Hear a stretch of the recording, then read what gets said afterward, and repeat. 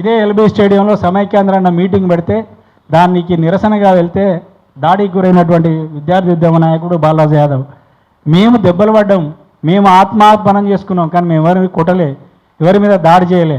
కానీ మీరిప్పుడు రెచ్చగొట్టి ఆ పరిస్థితిని, ఆ వాతావరణాన్ని 12.5 సంవత్సరాలుగా ఉన్నటువంటి ఒక శాంతియుతమైన స్నేహపూర్వకమైన వాతావరణాన్ని చెడగొట్టే ఈ ప్రయత్నం వల్ల ఎవరికి నష్టం జరుగుతుందో తెలుసా?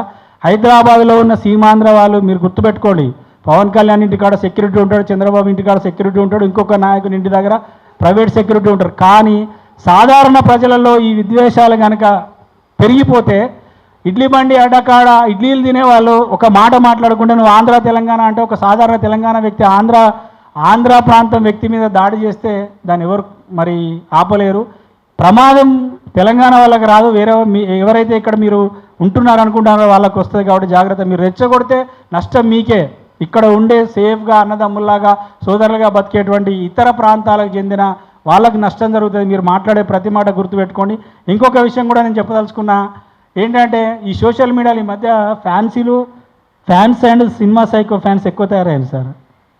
ఫ్యాన్స్ అంటే అభిమానులు, అంటే ఫ్యాన్లు అంటే ఈ ఫ్యాన్లు కాదు, ఫ్యాన్స్ సినిమా సైకో ఫ్యాన్స్. మీరు అనుకుంటున్నారేమో ఇష్టం వచ్చినట్టు బూతులు సోషల్ మీడియాలో పెడితే ఊరుకుంటాం అనుకుంటున్నారేమో. మీ ఐపీ అడ్రస్లతో సహా వెతికి మీరు ఏమేం బూతులు పోస్ట్ చేసినా అవన్నీ ప్రింట్అవుట్ తీసి మీ అడ్రస్లు కనుక్కొని వచ్చి మీ ఇంటి ఎదురుగా బ్యానర్లు చేసి కడతాం. మీ తల్లులకు చూపిస్తాం, మీ భార్యలకు చూపిస్తాం, మీ అక్కలకు చూపిస్తాం, మీ చెల్లెలకు చూపిస్తాం. బిడ్డ ఏమనుకుంటున్నారో, మాకేం ఉద్యమాల గురించో లేకపోతే పోరాటాల గురించో తెలియదు అనుకుంటున్నారా? మాకు సభ్యత సంస్కారం ఉంది. మీ నాయకుడు రాయలసీమ ప్రాంత నాయకుడు చెప్పినట్టు మిమ్మల్ని రాజాజీ తన్ని తరిగితే చెంబు పట్టుకొని కాలువగట్టుకు పోయిన వాళ్ళని పిలిచి అక్కున చేర్చుకొని 60 ఏళ్ళు భరించిన వాళ్ళం.